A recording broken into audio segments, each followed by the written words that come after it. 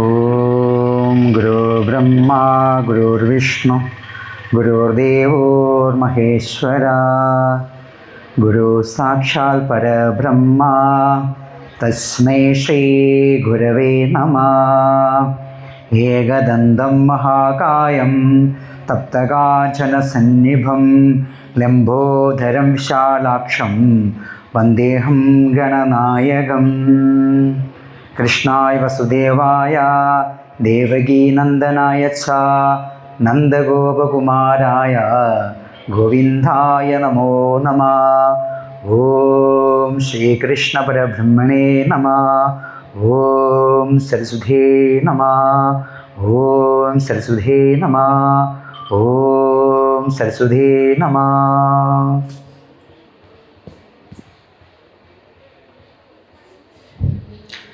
എടവട്ടശ്ശേരി ശ്രീ മഹാവിഷ്ണു ക്ഷേത്രത്തിൽ കുടികൊള്ളുന്ന ചൈതന്യങ്ങൾക്ക് സാദര പ്രണാമം.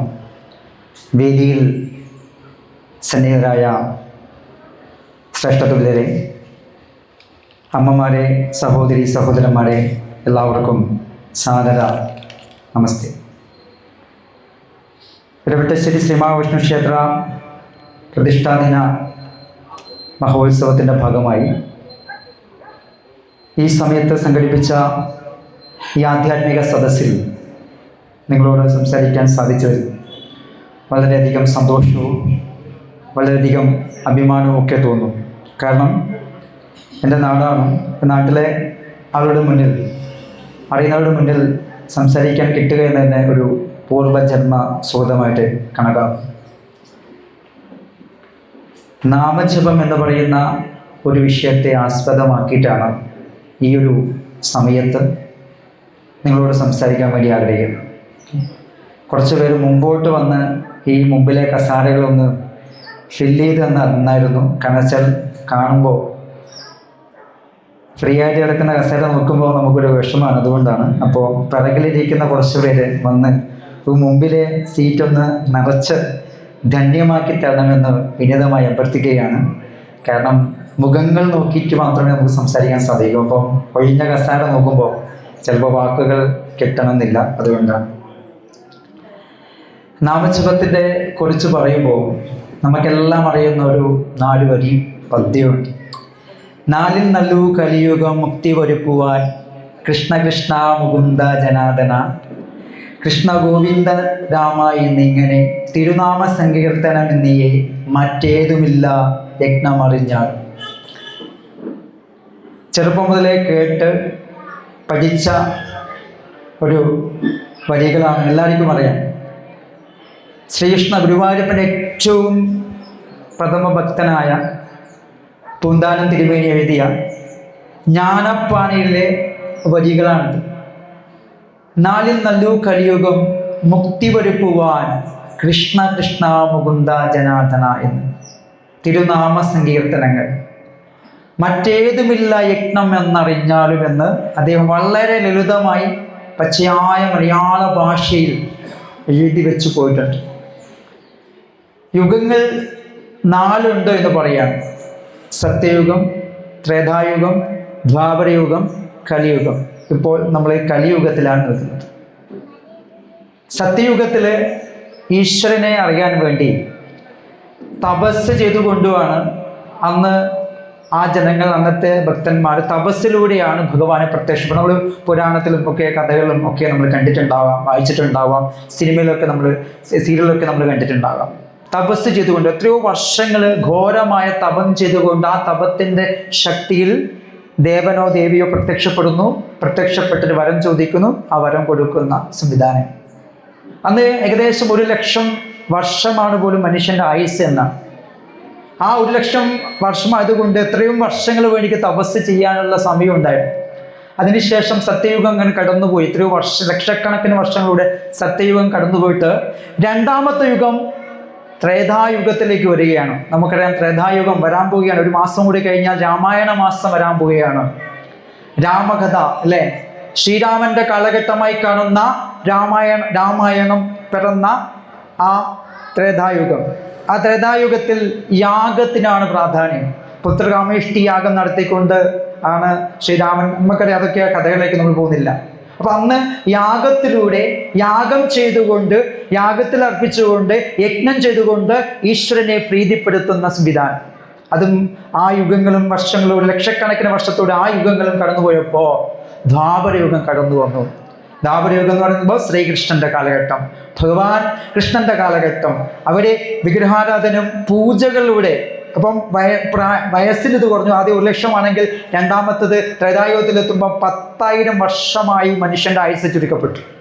മൂന്നാമത്തെ യുഗമായ ദ്വാപരയുഗത്തിലേക്ക് വരുന്ന സമയത്ത് 10,000 നിന്ന് വീണ്ടും ചുരുങ്ങിയിട്ട് 1000 വർഷമാണ് മനുഷ്യന്റെ ആയുസ് എന്ന് ഗണിക്കപ്പെട്ടു. അവിടെ പൂജകളിലൂടെ, വിഗ്രഹാരാധനകളിലൂടെ ഭഗവാനെ അറിയാൻ വേണ്ടി ശ്രമിച്ചു എന്നാണ്. അതും കഴിഞ്ഞു. ഇപ്പോൾ കലിയുഗമാണ്. ഏകദേശം 5000 വർഷങ്ങൾ കടന്നുപോവുകയാണ്. അപ്പം ഈ കലിയുഗത്തിൽ യാഗങ്ങളെക്കാളും തപസ്സിനേക്കാളും ഒക്കെ, വിഗ്രഹാരാധനയെക്കാളും ഒക്കെ എടുത്തു പറഞ്ഞു വച്ചിരിക്കുന്ന ഈശ്വരനെ അടുത്തറിയാൻ, ഭഗവാനോട് ചേർന്ന് നിൽക്കാൻ ഏറ്റവും നല്ല ഉപാധി ഏതെന്ന് ചോദിച്ചാൽ അത് നാമം ജപിക്കുക എന്നത്. പൂന്താനം മാത്രമല്ല, നമ്മുടെ ഇതിഹാസത്തിലും രാമായണത്തിലും എല്ലാം ഈ കലിയുഗത്തിൽ നാമജപത്തിനാണ് പ്രാധാന്യം എന്ന് വളരെ വ്യക്തമായിട്ട് എഴുതി വെച്ച് പറഞ്ഞു പോയപ്പോൾ നമ്മൾ അത് മടിച്ചു.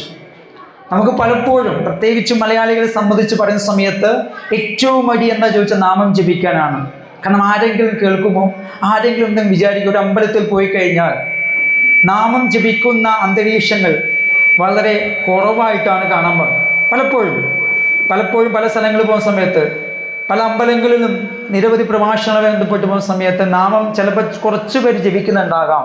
പക്ഷെ എല്ലാവരും ഒരുമിച്ച് കൂട്ടിച്ചേർന്നുകൊണ്ട് ജപിക്കുന്ന സ്ഥിതി വളരെ കുറവാണ്. ഇപ്പോൾ ഗുരുവായൂരൊക്കെ പോകുന്ന സമയത്ത് എപ്പോഴും ചെയ്യുന്നത്, നമ്മൾ ഗുരുവായൂർ പോകുന്ന സമയത്ത് നമ്മൾ ഭഗവാനെ കാണാൻ വേണ്ടി, നമുക്കറിയാം അത്രയും ആയിരക്കണക്കിന് ആളുകളാണ്. അപ്പം ആ സമയത്ത് ഞാൻ എപ്പോഴും ഉറക്കെ നാമം ജപിക്കും. കാരണം എല്ലാവരും കൂടി ഒരുമിച്ച് ജപിച്ചാലുള്ള അന്തരീക്ഷം മൊത്തം മാറും. പക്ഷേങ്കിൽ ആ സമയത്ത് പോലും, ഭഗവാന്റെ അടുത്തെത്തുന്ന നേരത്ത് പോലും നാമം ജപിക്കാൻ മടിയുള്ള ആളുകളെയാണ് പലപ്പോഴും കാണാൻ സാധിക്കുന്നത്. എന്തുകൊണ്ടാണെന്നറിയില്ല. ചിലപ്പോൾ അതിൻ്റെ പ്രാധാന്യം എത്ര മാത്രം ഉണ്ടെന്ന് അറിയാതെ കൊണ്ടായിരിക്കാം എന്ന് വിചാരിക്കുന്നു. കാരണം നാമജപത്തിന് അത്രയും പ്രാധാന്യമുണ്ട്. പൂന്താനത്തിന് ജ്ഞാനപ്പനയുടെ ആദ്യം തന്നെ ഗുരുനാഥൻ തുണ ചെയ്ത സന്തതം തിരുനാമങ്ങൾ നാവിനിൽ എപ്പോഴും. അമ്മമാർ എൻ്റെ കൂടെ ചൊല്ലുന്നുണ്ട്. അറിയാം, പ്രായമുള്ളവർക്ക് അറിയാം, പക്ഷെ ഇപ്പൊ പുതിയ തലമുറക്ക് ചിലപ്പോൾ അറിയണമെന്നില്ല. തിരുനാമങ്ങൾ അല്ലെ, ഗുരുനാഥൻ തുണ ചെയ്ത സന്തതം തിരുനാമങ്ങൾ നാവിൻ എപ്പോഴും. പിരിയാതെ ഇരിക്കണം നമ്മുടെ നരജന്മം സഫലമായിടാൻ. നരജന്മം സഫലമായിടാൻ വളരെ അണ്ടർലൈൻ ചെയ്യേണ്ട ഒരു വരികളാണ്. നരജന്മം സഫലമായിടുവാൻ. ഭഗവാന്റെ നാമങ്ങൾ ഇങ്ങനെ, ആ തിരുനാമങ്ങൾ നമ്മളോട് ഒഴുകി വരുന്ന സമയത്ത് ആ നമ്മുടെ ജന്മം, നമ്മുടെ മനുഷ്യ ജന്മം എന്താണെന്നോ അത് സഫലമായി തീരുവാൻ നമുക്ക് സാധിക്കുമെന്ന് വളരെ വ്യക്തമായി. മനുഷ്യ ജന്മം അല്ലെ, നമുക്കറിയാം മനുഷ്യനും മൃഗങ്ങളും തമ്മിലും, അതായത് ജന്തുനാം നരജന്മ ദുർലഭ എന്നാണ്. ജന്തുക്കളിൽ നിന്ന് കിട്ടുന്ന അപൂർവ ജന്മമാണ് മനുഷ്യ ജന്മം. എത്രയോ ജന്മങ്ങൾ താണ്ടി അവസാനം ഭൂമിയിൽ ഭഗവാൻ തരുന്ന ഏറ്റവും വലിയൊരു ഗോൾഡൻ ചാൻസാ പോലും മനുഷ്യജന്മം. അതായത് മോക്ഷത്തിലേക്ക് എത്താൻ വേണ്ടി, പരമമായ മോക്ഷമാർഗത്തിലേക്ക് ചരിക്കാൻ വേണ്ടി ഭഗവാൻ തരുന്ന ഒരു അവസരമാണ് മനുഷ്യജന്മം. അതായത് നമുക്കറിയാം, മൃഗങ്ങളും മനുഷ്യരും തമ്മിലൊന്ന് വ്യത്യാസം നോക്കിയാൽ ആഹാര, നിഹാര, നിദ്ര, ഭയം, മൈഥുനം, ഈ 5 കാര്യങ്ങൾ, അതായത് ആഹാര, നിഹാര, നിദ്ര, ഭയം, മൈഥുനം, ഈ 5 കാര്യങ്ങളും മനുഷ്യനും മൃഗവും തമ്മിൽ ഒരേപോലെയാണ്. അതായത് ആഹാരം, നമുക്കറിയാം നമ്മളെല്ലാവരും ആഹാരം കഴിച്ചാണ് ഇപ്പം വന്നത്. ഉച്ചയ്ക്ക് ഇവിടെ ഭക്ഷണമുണ്ട്, നമ്മൾ ആഹാരം കഴിക്കും. അതേപോലെ തന്നെ നമ്മുടെ വീട്ടിൽ അല്ലേ, പൂച്ചയായിക്കോട്ടെ, പട്ടിയായിക്കോട്ടെ, എന്ത് ജീവികളായിക്കോട്ടെ, അവരും ആഹാരമൊക്കെ കഴിക്കുന്നുണ്ട്. നിഹാരം എന്ന് പറയുന്ന സമയത്ത് വിസർജന പ്രക്രിയയാണ്, അത് ചെയ്യുന്നുണ്ട്. ആഹാരം, നിഹാരം, നിദ്ര എന്ന് പറയുമ്പോൾ ഉറക്കം അല്ലേ, നമ്മൾ ഉറങ്ങുന്നുണ്ട്, നമ്മളെ വീട്ടിലെ ജീവികളൊക്കെ സുഖമായിട്ട് കിടന്നുറങ്ങുന്നുണ്ട്. ആഹാരം, നിഹാരം, നിദ്ര. ഭയം അല്ലേ, അടുത്തത് ഭയമാണ്. ആർക്കാണ് ഭയം കൂടുതൽ? നമുക്കാണോ ഭയം കൂടുതൽ, അല്ലെങ്കിൽ നമ്മുടെ വീട്ടിലെ ജീവികളും? മനുഷ്യനാണ് ഭയം കൂടുതൽ. ഏത് സമയം എന്ത് സംഭവിക്കുന്നുള്ള ഭയത്തോടു കൂടിയിട്ടാണ് നമ്മുടെ മനുഷ്യൻ ജീവിച്ചുകൊണ്ടിരിക്കുന്നത്. ആഹാരം, നിഹാരം, ഭയം. അടുത്തത് മൈഥുനം എന്നാണ് 5ാമത്തെ കാര്യം. അതായത് മൈഥുനം എന്ന് പറഞ്ഞാൽ ഇണചേരുക, സന്താനോൽപാദനത്തിന് വേണ്ടി മനുഷ്യനും മൃഗങ്ങളും ഇണചേരുന്നു. അതിലും മനുഷ്യനെക്കാട്ടും അല്ലേ ഏറ്റവും ഉത്തമമായിട്ട് മൃഗങ്ങളെ നമുക്ക് കാണാൻ സാധിക്കും. കാരണം അതിൽ പോലും മനുഷ്യൻ അധപ്പതിച്ച് നിൽക്കുന്ന 2 വയസ്സുകാരെയും 3 വയസ്സുകാരെയും 4 വയസ്സുകാരെയൊക്കെ മൃഗീയമായി പീഡിപ്പിച്ച് കൊല്ലുന്ന ഒരു നാട്ടിലാണ് നമ്മൾ ജീവിക്കുന്നത്. അവിടെ പോലും എന്താണ് മൃഗം ഏറ്റവും നമുക്ക് കാട്ടിലെ രാജാവായ സിംഹം ഒരിക്കലും ആടിനെ പീഡിപ്പിച്ച കഥ നമ്മൾ കേട്ടിട്ടില്ല. അവിടെ പോലും നമുക്കറിയാം മൃഗം എത്രമാത്രം ശ്രേഷ്ഠമാണെന്ന് നമുക്കറിയാം. അപ്പം ഭഗവാൻ ഇതിലെല്ലാം ഒരേപോലെ കൊടുത്ത സമയത്ത് മനുഷ്യന് ഭഗവാൻ കൊടുത്തു വിശേഷ ബുദ്ധി, വിവേക ബുദ്ധി അല്ലേ. ആ വിശേഷ ബുദ്ധിയാണ് മനുഷ്യന് ഈശ്വരൻ കൊടുത്തത്. ആ മനുഷ്യൻ്റെ ആ വിശേഷ ബുദ്ധിയിലേക്ക് അതിലേക്ക് മനുഷ്യനെ നയിക്കാനുള്ള ഏറ്റവും പ്രധാനപ്പെട്ട ഒരു ഉപാധിയാണ് നാമജപം എന്ന് നമ്മൾ മനസ്സിലാക്കുക. എന്തിനു നാം നാമം ജപിക്കും? എന്തെങ്കിലും കാര്യങ്ങളുണ്ടോ? നാമം ജപിച്ചു കഴിഞ്ഞാൽ നാമസങ്കീർത്തനത്തോട് നമുക്ക് എന്തെങ്കിലും നേട്ടങ്ങളുണ്ടോ എന്ന് നമ്മൾ ചിന്തിക്കണം. ഈ നാമജപമെല്ലാം മനസ്സിനെ ഉണർത്താൻ വേണ്ടിയിട്ടാണ് അല്ലേ. മനസ്സ് വളരെ പ്രധാനപ്പെട്ട ഘടകം. ഇവിടെ ഇരിക്കുന്ന നിങ്ങളൊക്കെ നല്ല മനസ്സുള്ളത് കൊണ്ടാണെന്ന് ഞാൻ പറയും. കാരണം പ്രഭാഷണമാണ്, വേറൊരു പരിപാടി ഇല്ല എന്ന് അറിഞ്ഞിട്ടാണ് പ്രഭാഷണം കേൾക്കാൻ വേണ്ടി വന്നതാണ്. ഞാൻ കുറച്ച് വൈകാൻ, കാരണം സാധാരണ പ്രഭാഷണത്തിൽ 1 മണിക്കൂറൊക്കെ ഇപ്പം ഈ ഉച്ച സമയത്ത് പ്രഭാഷണത്തിൽ പോലെ പ്രശ്നം വെച്ചാൽ 1 മണിക്കൂർ 1.5 മണിക്കൂറൊക്കെ വെറുതെ വന്നിരിക്കേണ്ട അവസ്ഥ പലപ്പോഴുണ്ട്. കാരണം വെച്ചാൽ സമയം 1 മണിക്കാണ് ഫുഡിൻ്റെ സമയം. അപ്പോൾ 1 മണിക്ക് ഫുഡിൻ്റെ സമയത്ത് ചില സമയത്ത് ചില ആളുകൾ 12:30-12:45 വരിക. അപ്പോൾ 11 മണിക്ക് പ്രഭാഷണം വെച്ചിട്ട് 12:30 12:30-12:45 പ്രഭാഷണം നടത്തിയ അമ്പലങ്ങളുണ്ട്. കാരണം ആരും ഉണ്ടാവില്ല. കുറേ കഴിഞ്ഞ് ഉച്ചയൂണിന് ആ സമയമാകുമ്പോഴേക്കാണ് കുറച്ച് പേര് വരിക. അപ്പോൾ എന്താണ് ഇവിടെ ഇരിക്കാൻ നിങ്ങളൊരു നല്ലൊരു മനസ്സുള്ളത് കൊണ്ടാണ്. കാരണം വെച്ചാൽ ഈ പ്രഭാഷണമാണ്. ഇനി രാത്രി ഇന്ന് ഒരുപാട് കലാപരിപാടികളുണ്ട്. അപ്പോൾ ഈ വേദി ഈ കസാരകൾ മതിയാവില്ല, ഈ സ്ഥലങ്ങൾ മതിയാവില്ല. കാരണം അത് കാണാൻ ആയിരക്കണക്കിന് ആൾക്കാർ ചിലപ്പോൾ വരും. പക്ഷേ എങ്കിൽ ഈ പ്രഭാഷണം ഇതുപോലെ കേൾക്കാൻ വളരെ കുറച്ച് ആൾക്കാരെ ഉണ്ടാവും. അത് സാരമില്ല, കാരണം സജ്ജനങ്ങൾ അങ്ങനെയാണ്. ഗീതയിൽ തന്നെ ഭഗവാൻ കൃഷ്ണൻ വളരെ വ്യക്തമായിട്ട് പറഞ്ഞത് 7-ാം അധ്യായത്തിൽ പറഞ്ഞിട്ടുണ്ട്. മനുഷ്യാണാം സഹസ്രേഷു കശ്ചിത് യതതി സിദ്ധയേതാതാമപി സിദ്ധാനാം കച്ചിന്മാം വേറ്റി തത്വതഃ. വളരെ അടിവരയിട്ട് 5100 വർഷങ്ങൾക്ക് മുമ്പ് എഴുതപ്പെട്ട ശ്രീമദ് ഭഗവത്ഗീതയിൽ വളരെ വ്യക്തമായി ഭഗവാൻ പറഞ്ഞു വെച്ചു. അതായത് അല്ലയോ അർജുന, ആയിരങ്ങൾ കൂടുന്ന സമയങ്ങൾ ഒരാൾ മാത്രമേ ഇങ്ങനെയുള്ള ജ്ഞാനയജ്ഞത്തിന് വേണ്ടി ശ്രമിക്കുക എന്നത്. ഭഗവത്ഗീത പോലുള്ള ക്ലാസ്സുകൾ പഠിപ്പിക്കുന്ന സമയത്ത് കുട്ടികൾ എന്തുകൊണ്ട് കുറയുന്നു എന്ന് പിന്നീടാണ് എനിക്ക് മനസ്സിലായത്. കാരണം വെച്ചാൽ ആയിരക്കണക്കിന് 10 കുട്ടികൾ അവരിയ്ക്കുന്നത് ഞാൻ എപ്പോഴും പറയും, നിങ്ങൾ 1,00,000 കുട്ടികളിൽ നിന്ന് പ്രതിനിധീകരിച്ച് വന്ന കുട്ടികളാണ്. കാരണം 1000 ആൾക്കാർ കൂടുന്ന സമയത്ത് ആയിരക്കണക്കിന് അത് 10,000-ന്റെ തൊട്ടടുത്ത് 9,999 വരെ സംഖ്യയിലേക്ക് എത്താം. അതിലെത്തുമ്പോൾ ഒരാൾക്ക് മാത്രമേ ഇങ്ങനെയുള്ള ജ്ഞാനങ്ങൾ കിട്ടുമെന്ന് ഗീതയിൽ പറഞ്ഞു വെച്ചിട്ടുണ്ട്. അതുപോലെ ഇങ്ങനെയുള്ള പ്രഭാഷണങ്ങൾ കേൾക്കാനുള്ള ആളുകളും അതുകൊണ്ടായിരിക്കും കുറയുന്നത്. നമുക്ക് നമ്മുടെ വിഷയത്തിലേക്ക് വരാം. അപ്പോൾ മനസ്സ് പറഞ്ഞു വന്നത് മനസ്സാണ് അല്ലേ. നമ്മുടെ മനസ്സ് എന്ന് പറഞ്ഞാൽ മനസ്സ് ഒരു സംഭവമാണ്. മനസ്സൊന്ന് താളം തെറ്റിയാൽ എല്ലാം പോകും. മനസ്സൊന്ന് താളം തെറ്റിയാൽ സർവ്വതും നഷ്ടപ്പെട്ടു. മനസ്സിനൊരു ശക്തി ഇല്ലെങ്കിൽ, മനസ്സിന് ധൈര്യമില്ലെങ്കിൽ അല്ലേ, മനസ്സിന് ഉത്സാഹമില്ലെങ്കിൽ, മനസ്സിനൊരു ഊർജമില്ലെങ്കിൽ എന്താണ് അവസ്ഥ എന്നത്. അപ്പോൾ ഈ മനസ്സാണ്. ഈ മനസ്സിനെ കുറിച്ച് നമുക്ക് എവിടെയും പഠിക്കാനില്ല എന്നതാണ് ഏറ്റവും വലിയ സങ്കടം. നമ്മൾ 1-ാം ക്ലാസ് മുതൽ +2 വരെ പഠിച്ചിറങ്ങി വരുന്ന സമയത്ത് നമ്മൾ പല ടെക്സ്റ്റ് ബുക്കുകളും പല കവിതകളും പല കഥകളും പലതും അല്ലെ, പല സൂത്രവാക്യങ്ങളൊക്കെ വെറുതെ പഠിച്ചു പോകുന്ന സമയത്ത് ഈ മനസ്സിനെ കുറിച്ച് പഠിപ്പിക്കുന്ന ഒരു ശാസ്ത്രശാഖ ഉണ്ട്. സൈക്കോളജി ഒക്കെ ഉണ്ട്. ടീച്ചേഴ്സൊക്കെ പഠിക്കുന്ന ടീച്ചേഴ്സിനൊക്കെ അറിയായിരിക്കാം.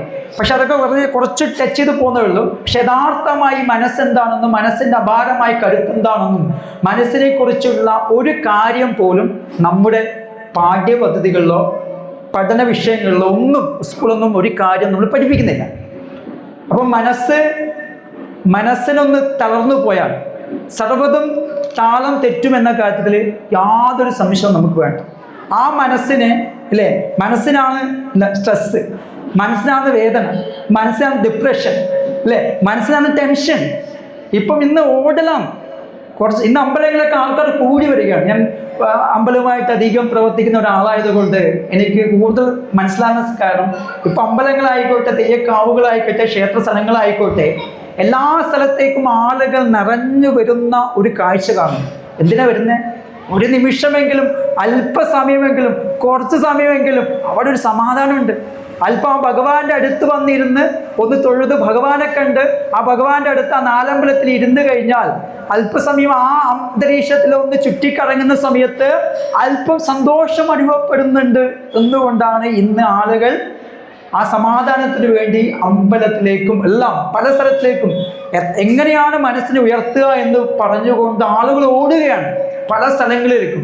നമുക്ക് ഇന്ന് കൗൺസിലിംഗ് സെൻറ്റേഴ്സുകൾ, സൈക്കോളജിസ്റ്റുകൾ കൂടിക്കൂടി വരികയാണ്. കുട്ടികൾക്ക് മാനസിക ഡിപ്രഷൻ ഒന്നും പറയാൻ പറ്റൂല, എന്തെങ്കിലും കേൾക്കുന്ന സമയത്ത് വിഷമം കൂടുക, ഇങ്ങനെയുള്ള ഒരുപാട് പ്രശ്നങ്ങളെല്ലാം നാം അനുഭവിച്ചു വരുമ്പോഴാണ് നമ്മൾ മനസ്സിലാക്കേണ്ടത് ആ മനസ്സിനെ ഉണർത്താൻ എന്താണ് വഴി, ആ മനസ്സിനെ കരുത്താക്കി മാറ്റാൻ എന്താണ് വഴി. കാരണം മനസ്സിനാണ് സന്തോഷം വേണ്ടത്, മനസ്സിനാണ് സംതൃപ്തി വേണ്ടത്, മനസ്സിനാണ് സമാധാനം വേണ്ടത്, മനസ്സിനാണ് സ്വസ്ഥത വേണ്ടത്. ഇതിനെന്താണ് വഴി എന്ന് ആലോചിച്ച് നടക്കേണ്ട. അതിന് ഏറ്റവും നല്ല വഴിയാണ് നാമം ജപിക്കുക എന്നത്. അതിൻ്റെ അപ്പുറത്ത് എങ്ങനെ ഒരു ദിവസം കൊണ്ടോ 2 ദിവസം കൊണ്ടോ 3 ദിവസം കൊണ്ടോ ഒരാഴ്ച കൊണ്ടോ എന്നല്ല, മാസങ്ങളിലൂടെ നമ്മൾ ഒരു നാമത്തിലൂടെ നമ്മുടെ മനസ്സ് നിരന്തരമായി ഒരു നാമത്തിലൂടെ കടത്തിവിടുന്ന സമയത്ത്, നിരന്തരമായ ഒരു നാമത്തിലൂടെ നമ്മുടെ മനസ്സിനെ കടത്തിവിടുന്ന സമയത്ത് അതിലൂടെ നമ്മുടെ ഉള്ളിലുള്ള ദൈവികതയെ തൊട്ടുണർത്തിക്കൊണ്ട് നമ്മുടെ മനസ്സിനെ ഊർജ്ജവത്താക്കി മാറ്റാൻ, ആ മനസ്സിനെ പോസിറ്റീവാക്കി മാറ്റാൻ, ആ മനസ്സിനെ കരുത്തുറ്റാക്കി മാറ്റാൻ, ആ മനസ്സിനെ ശക്തിശാലിയാക്കി മാറ്റാൻ സാധിക്കുമെന്ന് നമ്മുടെ ഋഷീശ്വരന്മാരും ഒക്കെ കണ്ടെത്തിയിട്ടുണ്ട്. പക്ഷെ നമ്മൾ അത് മനസ്സിലാക്കിയിട്ടില്ല. അതാണ് നമ്മുടെ ഏറ്റവും വലിയ ഈ നാമജപത്തിൻ്റെ പവർ എത്രമാത്രമാണെന്ന് നമ്മൾ മനസ്സിലാക്കി. നമ്മൾ പുരാണത്തിലൊരു കഥ കേട്ടിട്ടുണ്ടാവും, പ്രഹ്ലാദന്റെ കഥ. ഭക്തപ്രഹ്ലാദന്റെ കഥ കേൾക്കാത്തവർ ആരുണ്ടാവില്ല എന്നറിയാം. നമുക്കറിയാം അല്ലേ, ഹിരണ്യകശിപു എന്ന് പറയുന്ന അസുര രാജാവ്. ആ ഹിരണ്യകശിപു എന്ന അസുര രാജാവ് ആ രാജ്യത്ത് ഒരു നിയമം നടപ്പിലാക്കുകയാണ്. ഇവരൊരാൾ പോലും ഹരിയുടെ നാമങ്ങൾ ഉച്ചരിക്കാൻ പാടില്ല. ഒരു സ്ഥലത്ത് പോലും ഹരിയുടെ നാമങ്ങളോ ഹരിയുടെ വിഗ്രഹങ്ങളോ ഹരിയുടെ പൂജകളോ ഒന്നും നടക്കാൻ പാടില്ല എന്നില്ല ശക്തമായ വിലക്ക് ഏർപ്പെടുത്തുകയാണ്. ആ രാജ്യത്തെ എല്ലാ ജനങ്ങളോടും പറയുന്നു, ഹരിയുടെ നാമങ്ങൾ ഉച്ചരിക്കാൻ പാടില്ല, ഒരേ ഒരു നാമം മാത്രമേ ഉച്ചരിക്കാൻ പാടുള്ളൂ. ആ നാമം പിന്നെ ഹിരണ്യായ നമ, ഹിരണ്യായ നമ, ഹിരണ്യായ നമ എന്നാണ്. അപ്പം അങ്ങനെ ഇരിക്കുന്ന സമയത്താണ് ആ ഹിരണ്യകശിപുവിനും പുത്രനായ പ്രഹ്ലാദൻ ഗുരുകുലത്തിൽ പോയിട്ട് ഒരു ദിവസം അച്ഛൻ്റെ അടുത്ത് വരികയാണ്. അപ്പം അച്ഛൻ്റെ അടുത്ത് വന്ന സമയത്ത് അച്ഛൻ ആ കുട്ടിയെ, ആ മകനെ എടുത്ത് മടിയിൽ വെച്ചു. ചില പ്രായമുള്ള ആൾക്കാരൊക്കെ നമ്മളിപ്പോൾ LKG UKG കുട്ടികളെ വിട്ട് കഴിഞ്ഞാൽ പിന്നെ ബന്ധുക്കളൊക്കെ വന്നാൽ മോനെ വാ അച്ഛൻ്റെ മടിയിലിരിക്കലേ, മാമൻ്റെ മടിയിലിരിക്കുക, എന്തൊക്കെയാണ് സ്കൂളിൽ പഠിപ്പിച്ചത്, ഒരു പാട്ട് പാടിയായിട്ട് എന്നൊക്കെ പറയുന്ന സമയത്ത് കുട്ടികൾ ചിലപ്പോൾ ടിങ്കിൾ ടിങ്കിൾ ലിറ്റിൽ സ്റ്റാർ എന്നുള്ള പാട്ടൊക്കെ പാടാറുണ്ട്. അതേപോലെ നമ്മൾ ഹിരണ്യകശിപു വിളിച്ചിട്ട് ഇരുത്തി, എന്തെല്ലാമാണ് മോനെ പ്രഹ്ലാദ, എന്തൊക്കെ പഠിച്ചു എൻ്റെ മകൻ, എന്തൊക്കെയാണ് ഗുരുക്കന്മാർ നിന്നെ പഠിപ്പിച്ചത്, നീ ഗുരുകുലത്തിൽ എന്തെല്ലാം പഠിച്ചു എന്ന് പറയുന്ന സമയത്താണ് നാരായണ നാരായണ നാരായണ നാമം ചൊല്ലുന്നത്. തീർന്നില്ല പ്രശ്നം. വിളിച്ചു, ടീച്ചേഴ്സിനെ വിളിച്ചു, അധ്യാപകരെ വിളിച്ചു, അല്ലെ തൻ്റെ ഗുരുക്കന്മാരെ വിളിച്ചു. ഇതാണോ നിങ്ങൾ പഠിപ്പിക്കുന്നത്? ഞാൻ പറഞ്ഞിട്ടില്ലേ ഇവരൊരാൾ പോലും ഹരിയുടെ നാമം ഉച്ചരിക്കാൻ പാടില്ല. അപ്പോൾ എൻ്റെ മകൻ ഹരിയുടെ നാമം ഉച്ചരിക്കുന്നു, ഇതാണ് നിങ്ങൾ പിടിച്ചു കൊണ്ടുപോകുന്നു പറഞ്ഞു. അപ്പോഴും അവർ ഗുരുക്കന്മാർ വന്ന് മാപ്പ് പറഞ്ഞു, പ്രഭു തെറ്റുപറ്റിപ്പോയി, ഞങ്ങൾ പറഞ്ഞു കൊടുത്തല്ല, ഇവൻ ആദ്യം ഇവനത് കിട്ടിയിട്ടുണ്ട്, ഇവൻ ആദ്യ ജന്മത്തിൽ തന്നെ ഇവനത് കിട്ടിയിട്ടുണ്ട്, ഗർഭസമയത്ത് തന്നെ ഇവനത് കിട്ടിയിട്ടുണ്ട്, ഞങ്ങൾ പഠിപ്പിച്ചതല്ല എന്ന് പറഞ്ഞു വിളിച്ചു കൂട്ടിക്കൊണ്ടുപോയി വീണ്ടും ട്രെയിനിങ് കൊടുക്കുകയാണ്. മകനെ, ഒരിക്കലും ഈ നാട്ടിൽ ഈ രാജ്യത്ത് നീ അത് ചൊല്ലാൻ പാടില്ല, നിന്റെ അച്ഛനാണ് ഇവിടുത്തെ ദൈവം, അച്ഛനെ കുറിച്ചിട്ടാണ് ചൊല്ലേണ്ട സമയത്ത് ആ പ്രഹ്ലാദൻ, ആ ബാലൻ പറയുകയാണ്, ഒരിക്കലും അല്ലേ അച്ഛനല്ല ഈശ്വരൻ, ഹരിയാണ് ഈശ്വരൻ, വാസുദേവനാണ് ഈശ്വരൻ എന്ന് പറഞ്ഞ് ആ ഗുരുക്കന്മാർ അങ്ങോട്ട് പറഞ്ഞു പഠിപ്പിക്കുന്നത്. ഒരു രക്ഷയില്ല. അവസാനം വീണ്ടും കൂട്ടിക്കൊണ്ടുപോയി പിന്നെയും ഇതന്നെ പറഞ്ഞു കൊടുക്കുന്നത്. ലാസ്റ്റ് അവിടുത്തെ ഭടന്മാർക്ക് വിട്ടുകൊടുക്കുകയാണ്. എങ്ങനെ എന്ത് വേണ്ടിക്കും ചെയ്തോ, അടിച്ചോ കുത്തിയോ തൊഴിച്ചോ, ഈ ഹരിയുടെ നാമങ്ങൾ ഉച്ചരിക്കാൻ പാടില്ല എന്ന് പറഞ്ഞ് പല തരത്തിലും ഈ കുട്ടിയെ വേദനയിലൂടെ കടത്തിവിടുകയാണ്. എത്ര രീതിയിൽ വേദനിപ്പിക്കുന്ന സമയത്ത് പോലും മനസ്സൊന്നും പതറാതെ ആ മനസ്സിൽ ആ ഭഗവാന്റെ നാമങ്ങൾ മാത്രം ഉച്ചരിക്കുന്ന ആ പ്രഹ്ലാദൻ നമുക്ക് കാണാൻ സാധിക്കുന്നു. ഒരു തരത്തിലും എല്ലാവരും പരാജയപ്പെട്ടു, എല്ലാ തരത്തിലും വെള്ളത്തിൽ കൊണ്ട് മുക്കിക്കൊള്ളാൻ നോക്കി, നടക്കുന്നില്ല. അഗ്നിയിലിട്ടാൻ നോക്കി, നടക്കുന്നില്ല. എല്ലാ തരത്തിൽ പർവ്വതത്തിൻ്റെ മുകളിലെടുത്ത് ചാടാൻ നോക്കി, ഒരു തരത്തിലും ഈ പ്രഹ്ലാദനെ ഒന്നും ചെയ്യാൻ സാധിക്കുന്നില്ല. അവസാനം എല്ലാവരും അടിയറ വെച്ചുകൊണ്ട് മകനെ അവിടെ കൊണ്ടാക്കുകയാണ്. മകനെ കൊണ്ടാക്കിയിട്ട് പറഞ്ഞു, പ്രഭു നമുക്ക് ഒന്നും ചെയ്യാൻ പറ്റുന്നില്ല. എത്ര പറഞ്ഞിട്ടും ഈ കുട്ടി ഭഗവാന്റെ അങ്ങയുടെ നാമങ്ങൾ ചൊല്ലുന്നില്ല, ഭഗവാൻ അങ്ങയുടെ നാമങ്ങൾ ചൊല്ലുന്നില്ല, ഹരിയുടെ നാമങ്ങൾ മാത്രമേ ചൊല്ലുന്നത് പറഞ്ഞു. ഇത് കേട്ട സമയത്ത് ദേഷ്യം വന്നു, വാളെടുത്തു വീശി. അപ്പോൾ ദേഷ്യത്തോട് ചോദിക്കുകയാണ്, എവിടെയാണ് നിന്റെ നാരായണൻ എന്ന് പറയുമ്പോൾ, എല്ലാ സ്ഥലത്തും ഈ പ്രപഞ്ചത്തിൽ എല്ലാ ദിക്കിലും എൻ്റെ ഭഗവാനുണ്ട് അച്ഛ എന്ന് പറഞ്ഞ് അച്ഛനെ പറഞ്ഞ് മനസ്സിലാക്കിയാണ്. എല്ലാ സ്ഥലത്തും ഉണ്ട് എന്ന് പറഞ്ഞു കൊടുക്കുക. എല്ലാ സ്ഥലത്തും എൻ്റെ ഭഗവാനെ കാണാൻ സാധിക്കും. അപ്പോൾ ചോദിച്ചു, ഈ തൂണിലുണ്ടോടാ എന്ന് ചോദിക്കുമ്പോൾ ആ ഒരു കോൺഫിഡൻ്റ് ലെവലാണ്. ആ തൂണിലുണ്ട് എൻ്റെ ഭഗവാൻ എന്ന് പറയുമ്പോൾ തൂണടിച്ചു പൊളിക്കുമ്പോൾ അവിടെ നരസിംഹരൂപം വരുന്നു. ഇത് നമുക്ക് മനസ്സിലാക്കാൻ സാധിക്കുന്നത്. ഇവിടെ ഈ കഥ പറയാൻ കാരണം, നാമജപത്തിലൂടെ ഒരു കുട്ടി കടന്നുപോയ സമയത്ത് ആ കുട്ടിയുടെ ഉള്ളിലുണ്ടായ ആത്മധൈര്യത്തിൻ്റെ ഒരു കഥയാണ്. നമ്മുടെ കുട്ടികൾ നമുക്കറിയാം, ഇന്ന് സമൂഹത്തിലേക്ക് പോകുന്ന ചിന്തിക്കുന്ന സമയത്ത്, ചെറിയ പ്രശ്നങ്ങൾ വരുന്ന സമയത്ത് ജീവിതം തന്നെ അവസാനിപ്പിക്കുന്നു. കഴിഞ്ഞ 2 ആഴ്ച മുമ്പാണ് CBSE 10th റിസൾട്ട് വന്ന സമയത്ത്, എനിക്ക് തോന്നുന്നു കോട്ടയം ജില്ലയിൽ തന്നെയാണ്, കോട്ടയമാണോ അവിടെ തെക്കൻ ജില്ലകളാണ്.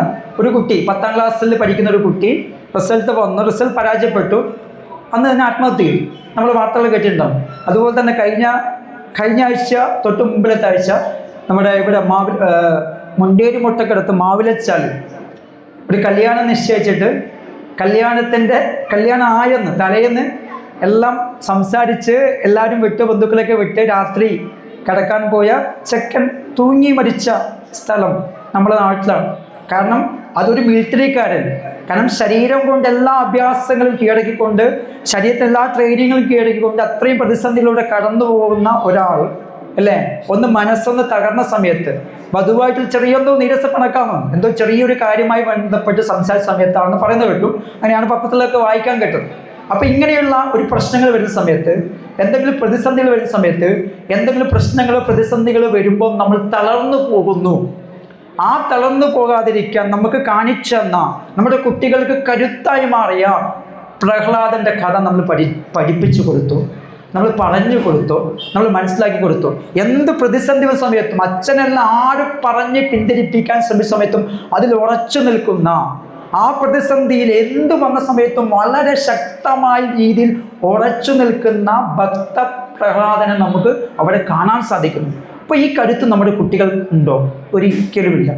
ഇന്നെല്ലാവരും എന്തെങ്കിലും കാര്യങ്ങൾ പറയുന്ന സമയത്ത് എന്നോട് തന്നെ എത്രയോ രക്ഷിതാക്കൾ മാഷെ എന്തെങ്കിലും പറയാൻ പറ്റും, ഇപ്പോൾ എന്തെങ്കിലും പറഞ്ഞു കഴിഞ്ഞാൽ, ഒന്ന് വഴക്ക് പറഞ്ഞു കഴിഞ്ഞാൽ, ഒന്ന് ദേഷ്യപ്പെട്ട് കഴിഞ്ഞാൽ എന്താ സംഭവിക്കുന്നു പറയാൻ പറ്റുമോ? എത്രയോ രക്ഷിതാക്കൾ, മുതിർന്ന പെൺകുട്ടികൾ, ഏകദേശം ഒരു കിനയിലേക്ക് കിടന്ന ആൺകുട്ടികളുടെയും പെൺകുട്ടികളുടെ എല്ലാം രക്ഷിതാക്കൾ, ഞാൻ പഠിപ്പിച്ച കുട്ടികളെല്ലാം, ഞാൻ സ്കൂളിൽ പഠിപ്പിച്ച വിദ്യാർത്ഥികളൊക്കെ ഏകദേശം ഇന്ന് ഡിഗ്രിയും +2 ഒക്കെ എത്തിക്കഴിഞ്ഞ കുട്ടികളാണ്. അവരെ രക്ഷിതാക്കളെ കാണുന്ന സമയത്ത് അവർ പറയുന്നൊരു കാര്യമാണ്, എന്തെങ്കിലും പറയാൻ പറ്റുമോ മാഷെ? പണ്ട് നമുക്കൊക്കെ പല രീതിയിൽ പല തരത്തിൽ നമ്മൾ കടന്നു പോയതാണ്. ഇന്ന് എന്തെങ്കിലും നമുക്ക് ഒരുപാട് അടികൾ കിട്ടിയതാണ്. പക്ഷെ ഇന്ന് നമ്മുടെ കുട്ടികളെ എന്തെങ്കിലും പറയുന്ന സമയത്ത് അവരത് കേൾക്കാൻ തയ്യാറാകുന്നുണ്ടോ? അതുകൊണ്ട് ഒന്നും പറയാൻ പറ്റില്ല എന്നൊരവസ്ഥയാണ്.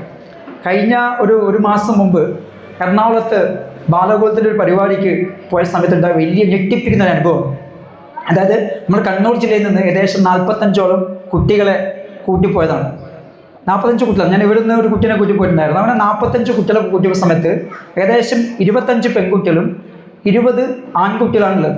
ഇപ്പോൾ രാത്രി ഒരു പരിപാടി സെക്ഷൻ കഴിഞ്ഞിട്ട് നമ്മൾ കിടക്കാൻ പോകുന്ന സമയത്ത് പയ്യന്നൂർ ജില്ലയിൽ നിന്ന് വന്ന ഒരു പെൺകുട്ടിയെ കാണുന്ന സമയത്ത് കൂട്ടിക്കൊണ്ടുവന്ന അദ്ദേഹം നോക്കുന്ന സമയത്ത് 2 പെൺകുട്ടികൾ അവിടെ സ്ഥലത്ത് മാറി നിന്ന് വർത്താനം പറയുകയാണ്. കുറേ പരതി നോക്കി, അവസാനം കണ്ട സമയത്ത് ഈ കൂട്ടി വന്ന അദ്ദേഹം എന്ത് ചെയ്യുന്ന വെച്ചാൽ, പെട്ടെന്ന് മുതിർന്ന പെൺകുട്ടികളാണ്, 10ാം ക്ലാസ് പഠിക്കുന്ന, +1 പഠിക്കുന്ന കുട്ടികളായിട്ടാണ്. അപ്പോൾ ഈ കുറേ നോക്കിയിട്ട് കാണാതെ വിഷമം കൊണ്ട് ഈ കുട്ടിയെ വഴക്ക് പറഞ്ഞു.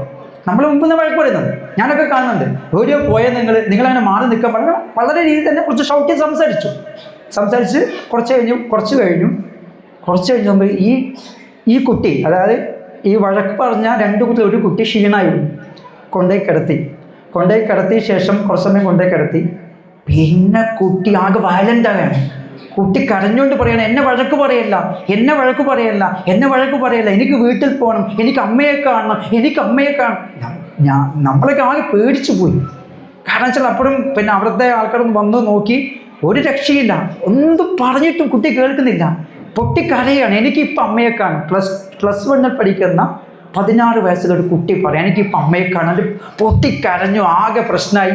ലാസ്റ്റ് ആ കുട്ടി അവിടുന്ന് ഹോസ്പിറ്റലിലേക്ക് കൊണ്ടുപോയി സജേഷൻ കൊടുത്ത് മയക്കി കിടക്കേണ്ട അവസ്ഥ വന്നു. പിറ്റേ ദിവസമാണ് കുട്ടി നോർമലായത്. ചിന്തിച്ചു നോക്ക്, ഒരു വെറുതെ ഒന്ന് വഴക്ക് പറഞ്ഞപ്പോൾ, വെറുതെ ഒന്ന് വഴക്ക് പറഞ്ഞ സമയത്ത് ആ കുട്ടിക്കുണ്ടായ ആദ്യത്തെ അനുഭവമായിരിക്കും ചിലപ്പോൾ. പിന്നീട് മനസ്സിലായത് അച്ഛനും അമ്മയ്ക്ക് ഒറ്റൊരു കുട്ടിയാണ് ഉള്ളതും, അപ്പോൾ ഇതുവരെ വഴക്കൊന്നും പറഞ്ഞിട്ടാണെന്നാണ് വീട്ടിൽ നിന്ന് പിന്നീട് വിളിച്ച സമയത്ത് അറിയാൻ സാധിച്ചത്. അപ്പോൾ എന്തെങ്കിലും ചെറിയ നിസാരമായ പ്രശ്നങ്ങൾ വരുന്ന സമയത്ത്, എന്തെങ്കിലും ഒരു ജീവിതത്തിൽ അപ്രതീക്ഷിതമായൊരു സംഭവം വരുന്ന സമയത്ത്, നമ്മുടെ മക്കൾ എന്തുകൊണ്ട് തളർന്നു പോകുന്ന സമയത്ത് നാം മനസ്സിലാക്കേണ്ട ഒരു കാര്യം, നമ്മുടെ മക്കളുടെ മനസ്സ് കരുത്തുറ്റതല്ല, ദുർബലമായ മനസ്സുള്ളവരായിട്ട് അവർ മാറിയിരിക്കുന്നു. അപ്പോൾ അവരുടെ മനസ്സിനെ കരുത്തുറ്റതാക്കി മാറ്റണം നമ്മൾ. അതിനെന്താണ് വഴി എന്നാണ് നമ്മൾ ചിന്തിക്കേണ്ടത്. അവിടെയാണ് നമ്മൾ അമ്പലങ്ങളായാലും നാമജപങ്ങളായാലും ഭഗവത്ഗീത ക്ലാസ്സുകളായാലും പുരാണ ക്ലാസ്സുകളൊക്കെ ഇതിനു വേണ്ടിയിട്ടാണ്, നമ്മുടെ മനസ്സിനെ ഉയർത്താൻ വേണ്ടി, വേറെ ഒന്നുമല്ല. നമ്മുടെ മനസ്സിനെ ശക്തിമത്താക്കാനുള്ള ഏറ്റവും വലിയ വഴി ഈ നാമജപം ആണെന്ന കാര്യത്തിൽ ജപിക്കുന്നവരിവിടെ ഉണ്ടെങ്കിൽ അവർക്കറിയാം. ലളിതാ സഹസ്രം ജപിക്കുന്നവരുണ്ടാകാം, വിഷ്ണു സഹസ്രം ജപിക്കുന്നവരുണ്ടാകാം, ഒന്നുമില്ലെങ്കിൽ താരക മന്ത്രമായ ഹരേ രാമ രാമ രാമ ഹരേ ഹരേ, ഹരേ കൃഷ്ണ ജപിക്കുന്നവരുണ്ടാകാം. ആ ജപത്തിലൂടെ കിട്ടുന്ന ഒരു ആത്മധൈര്യം വളരെ ഇതാണ്. കാരണം വെച്ചാൽ നമ്മുടെ ഗീതാമൃതം എന്ന് പറയുന്ന പ്രതിപാഠം സൂചിപ്പിച്ചു, കുട്ടികൾ എല്ലാ ദിവസം ഭഗവത്ഗീത ജപിച്ച് മുന്നോട്ട് പോകുന്ന ആൾക്കാരാണ്, എല്ലാ ദിവസവും ഗീത ചൊല്ലുന്നവരാണ്. അപ്പോൾ അവരോരോ കുട്ടികളും പല പ്രശ്നങ്ങളുടെ സമയത്ത് അവർ പറഞ്ഞിട്ടുണ്ട് എന്നോട് പലപ്പോഴും. പക്ഷേ ഇപ്പം നമുക്ക് ഭയങ്കര ആത്മധൈര്യമാണ്. കാരണം ഗീത ക്ലാസ്സിൽ ചേർന്നതിന് ശേഷം, എല്ലാ ദിവസവും ഭഗവത്ഗീത ചൊല്ലിയതിനു ശേഷം ഏത് പരീക്ഷയും എന്തിനും തരണം ചെയ്ത് മുന്നേറാനുള്ള ഒരു അപാരമായ ഒരു കരുത്ത് നമ്മളിലേക്ക് ഉള്ളിലുണ്ട്. കഴിഞ്ഞ ദിവസം ഒരു അനുഭവം, ഒരു കുട്ടി ഇന്നലെ നടന്ന ക്ലാസ്സിൽ, പിന്നെ ഒരു പെൺകുട്ടി, ഒരു മുതിർന്ന പെൺകുട്ടിയാണ്, ഏകദേശം ഒരു 19 വയസ്സിൻ്റെ ഒരു കുട്ടി ക്ലാസ്സിൽ പങ്കെടുക്കുക. അപ്പം കുറച്ച് ഇങ്ങനെ ഒരു ബാക്ക്ഗ്രൗണ്ടൊക്കെ വീടല്ലാന്ന് മനസ്സിലായി. അപ്പം ഞാൻ ചോദിച്ചു, നീ എവിടെയാണ് ഇല്ലെന്ന് ചോദിച്ചു. അപ്പം ഞാൻ ഹോസ്റ്റലേ ഉള്ളത്, ആ ഹോസ്റ്റലിൽ നിന്നാണ് ക്ലാസ്സിൽ പങ്കെടുക്കുന്നതെന്ന് പറഞ്ഞു. ഹോസ്റ്റലിലാണ് ക്ലാസ് പങ്കെടുക്കുന്നത് പറഞ്ഞു. അപ്പോൾ അവിടെ ഇരിക്കുന്ന ഹോസ്റ്റലിൽ ഒരു കുട്ടിക്ക് പോലും ഭഗവത്ഗീത എന്നോ, എല്ലാം ഹിന്ദു കുട്ടികളാണ്, പക്ഷെ ആർക്കും ഇതിനെക്കുറിച്ച് അറിയും, ഒരാൾക്ക് പോലും അറിയും. പക്ഷേ ഈ കുട്ടി വളരെ കൃത്യമായിട്ട് ക്ലാസ് പങ്കെടുത്ത ശേഷം എന്നോട് പറഞ്ഞു, പക്ഷേ എൻ്റെ അമ്മ നിർബന്ധിച്ചിട്ടാണ് ഞാൻ ഈ ക്ലാസ്സിലേക്ക് വന്നത്, ഒരു തരത്തിലും എനിക്ക് താല്പര്യമില്ലായിരുന്നു. പക്ഷെ ഭഗവത്ഗീത പഠിക്കാൻ തുടങ്ങിയ ശേഷം, ഈ ഗീതയെക്കുറിച്ച് മനസ്സിലാക്കിയതിന് ശേഷം, മാഷേ ഇപ്പോൾ ഒരു ദിവസം പോലും ഭഗവത്ഗീത ഇല്ലാതെ എനിക്ക് മുന്നോട്ട് പോകാൻ സാധിക്കുന്നു. ഞാനിപ്പോൾ CA ആണ് പഠിക്കുന്നത്. എൻ്റെ പരീക്ഷയ്ക്കും എൻ്റെ ജീവിതത്തിൽ ഒരുപാട് കരുത്ത്, ഏത് പ്രതിസന്ധി, ഏത് എക്സാം വന്നാലും എന്തു വന്നാലും അതിനെ നേരിട്ട് മുന്നോട്ട് പോകാനുള്ള അപാരമായൊരു കരുത്ത് ഇപ്പം എനിക്കുള്ളിലുണ്ട് മാഷേ എന്ന് ആ കുട്ടി അഭിമാനത്തോട് പറയുമ്പോൾ നമുക്ക് വലിയ സന്തോഷമാണ്. ഒരുപാട് കുട്ടികൾ, കാരണം എന്താണോ നമ്മൾ കൊടുക്കേണ്ടത് അത് നമ്മൾ ഇന്ന് കൊടുക്കുന്നില്ല. നമ്മൾ ബാക്കിയുള്ള എല്ലാ കാര്യത്തിനും നൃത്തം പഠിപ്പിക്കും, സംഗീതം പഠിപ്പിക്കും, അബാക്കസ് പഠിപ്പിക്കും, എല്ലാം പഠിപ്പിക്കും. ചില സമയത്ത് രാവിലെ ഇപ്പം മറ്റൊരുടൊക്കെ നൃത്ത വിദ്യാലയത്തിൽ അമ്മമാർ 10 മണിക്ക് പോയാൽ 4 മണിയൊരു മണിക്ക് അവിടെ ഇരിക്കും, ഒരു പ്രശ്നമല്ല.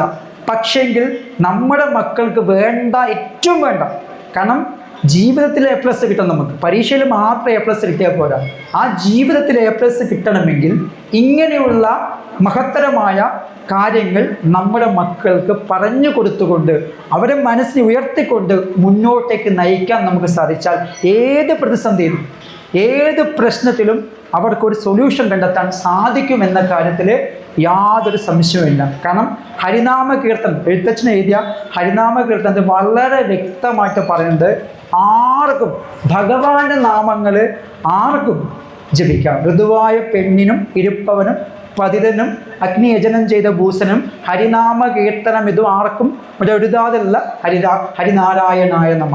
അത് ഹരിയുടെ നാമങ്ങൾ ചൊല്ലാൻ ആർക്ക് വേണ്ടിക്കും എപ്പോൾ വേണമെങ്കിലും ഹരിയുടെ നാമങ്ങൾ ചൊല്ലാം എന്നാണ്. ഋതുവായ പെണ്ണിൻ നമുക്കറിയാം അല്ലേ, പേഴ്സ് എന്ന് പറഞ്ഞുകൊണ്ട് നമ്മളിപ്പോൾ എൻ്റെ ക്ലാസ്സിൽ ഒരുപാട് അനുഭവം, കുറച്ച് കുട്ടികൾ പങ്കെടുക്കുന്നത്. അപ്പോൾ ഞാൻ ചോദിച്ചു, എന്താണ് നിങ്ങളിപ്പോൾ ഗീതാ ക്ലാസ് പങ്കെടുക്കാറ്? അല്ല മാഷെ, പേഴ്സാണ്, അതുകൊണ്ട് ക്ലാസ്സിൽ പങ്കെടുക്കണമെന്ന് വീട്ടിൽ നിന്ന് പറഞ്ഞു, അതുകൊണ്ടാണ് ക്ലാസ്സിൽ പങ്കെടുക്കാറ്. ഞാൻ ആരെ പറഞ്ഞു, വീട്ടിൽ നിന്ന് അമ്മ പറഞ്ഞു ക്ലാസ്സിൽ പങ്കെടുക്കും. പിന്നെ അമ്മേനെ വിളിച്ച് സംസാരിച്ചു. ഞാൻ പറഞ്ഞു, ഒരു കാരണവശാലും അങ്ങനെ ചെയ്യരുത്. കാരണം ഈ ശ്ലോകം എഴുത്തച്ഛൻ പറഞ്ഞു കൊടുത്ത ഈ ശ്ലോകം അവർക്ക് പറഞ്ഞു കൊടുത്തു. ഒരു കാരണവശാലും ഹരിയുടെ നാമങ്ങൾ ചൊല്ലാൻ, ഇത് നാമങ്ങളാണ്, ഭഗവാനെ കുറിച്ച് അറിയാൻ വേണ്ടി ഒരു അശുദ്ധിയും നമ്മൾ ചിലപ്പോൾ ക്ഷേത്രത്തിൻ്റെ കോമ്പൗണ്ടിൽ ഭഗവാന്റെ ചില ക്ഷേത്രത്തിൻ്റെ കോമ്പൗണ്ടിൽ ചില ചിട്ടവട്ടങ്ങളുണ്ടാകും. പക്ഷെ നമ്മുടെ വീട്ടിലിരുന്നു കൊണ്ട് നമ്മുടെ റൂമിലിരുന്നു കൊണ്ട് ഭഗവാന്റെ നാമങ്ങൾ ജപിക്കാൻ യാതൊരു അശുദ്ധിയും ഇല്ല എന്ന് നാം മനസ്സിലാക്കുക. കാരണം എഴുത്തച്ഛൻ എഴുതി വെച്ച ഹരിനാമ കീർത്തനം വളരെ വ്യക്തമായി പറഞ്ഞൊരു വാക്കുകളാണ്. ഋതുവായ പെണ്ണ് അല്ലേ, ഇരിപ്പവൻ എന്ന സമയത്ത് പിന്നെ യാചകനാണ്. നമുക്കറിയാം യാചകൻ എന്ന് പറയുന്ന സമയത്ത് പിന്നെ മുഷിഞ്ഞ വസ്ത്രങ്ങളായിരിക്കാം, തെണ്ടി നടക്കുന്ന വ്യക്തിയായിരിക്കാം. ആ തെണ്ടി നടക്കുന്ന വ്യക്തിക്ക് പോലും ഭഗവാന്റെ നാമങ്ങളിൽ അരുതില്ല, നാമം ചൊല്ലരുത് എന്ന് ഒരിക്കലും പറയുന്നില്ല. അപ്പോൾ പിന്നെ പറയുന്നത് ദാഹകൻ എന്ന് പറയുന്ന സമയത്ത് ആരാണ് ദാഹകൻ? അതായത് ചുടലയിൽ, അതായത് ശവം ദഹിപ്പിക്കുന്ന ആളെയാണ് ദാഹകൻ എന്ന് പറയുന്നത് അല്ലേ.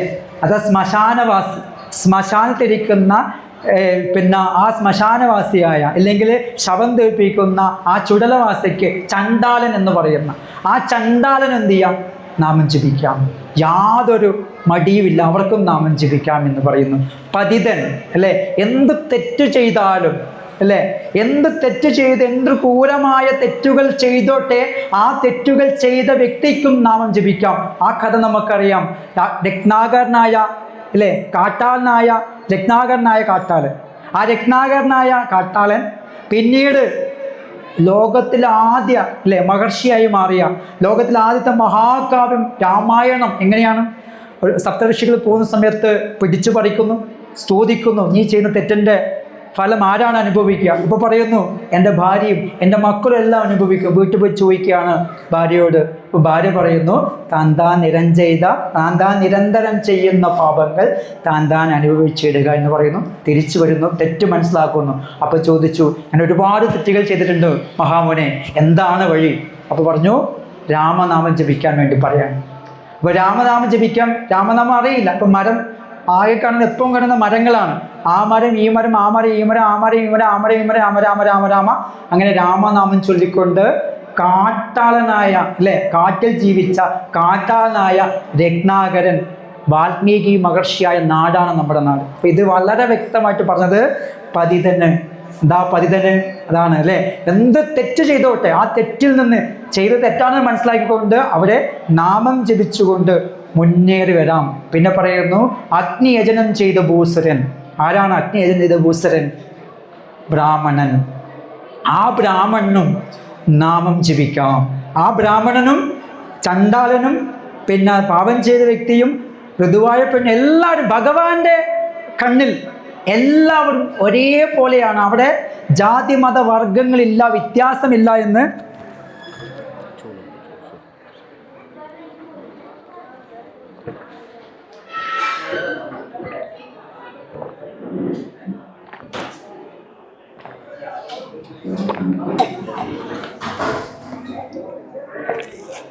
അവിടെ ഭഗവാന്റെ കണ്ണിൽ എല്ലാവരും ഒരേപോലെയാണ്. അപ്പം നാമം ജപിക്കാൻ ഇന്ന സമയത്തെ ജപിക്കാൻ പാടും, ഇന്ന വ്യക്തികൾക്ക് ജപിക്കാൻ പാടും, അങ്ങനെയൊന്നുമില്ല. എപ്പോഴാണ് നമുക്ക് അല്ലേ, എല്ലാ സമയം നല്ല സമയങ്ങൾ നമുക്ക് സന്ധ്യാസമയം വിളക്ക് വെച്ച സമയത്ത് ജപിക്കാം, രാവിലെ ജപിക്കാം, ഏത് സമയം വേണ്ടിക്കും ഭഗവാന്റെ നാമങ്ങൾ ജപിക്കാം. കാരണം ഇത് ജപിക്കുന്നത് ഭഗവാന് വേണ്ടിയിട്ടല്ല, നമ്മുടെ മനുഷ്യ മനസ്സിന് വർത്താനാണ്. അതിൽ തന്നെ ഹരിനാമകൃതം വളരെ വ്യക്തമായിട്ട് പറയുന്നു, നാമം ജപിക്കാൻ വേറെ വലിയ സ്ഥലങ്ങളൊന്നും വേണ്ട, ഒരു ചെറിയ സ്ഥലം മതി. ഇല്ലെങ്കിൽ എന്താ പറയണ്ട, പൂജാപാത്രങ്ങളൊന്നും വേണ്ട, പൂജകളൊന്നും നടത്തണ്ട.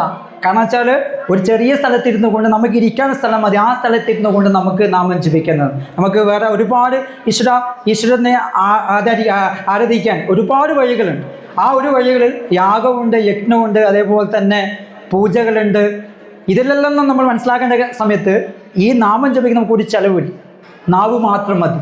ആ നാവുണ്ടെങ്കിൽ നമ്മൾ ഭഗവാനെക്കുറിച്ച് നമുക്ക് വളരെ രീതിയിൽ നമ്മുടെ മനസ്സും ആ നാവും ഉണ്ടെങ്കിൽ നമുക്ക് ഹൃദയത്തിലേക്ക് അലിഞ്ഞ് നമുക്ക് ജപിക്കാം. ആ ജപം നമ്മളെ ഉയർത്തിക്കൊണ്ടുവരും എന്ന കാര്യത്തിൽ യാതൊരു സംശയവുമില്ല. അപ്പം നമ്മുടെ ജീവിതത്തെ മുന്നോട്ടേക്ക് നയിക്കാൻ, നമ്മുടെ ജീവിതത്തെ സ്വർഗതുല്യമാക്കി മാറ്റാൻ നമ്മൾ അല്പസമയം അല്ലേ, നമ്മൾ ഒരു ദിവസം 24 മണിക്കൂറുണ്ട്.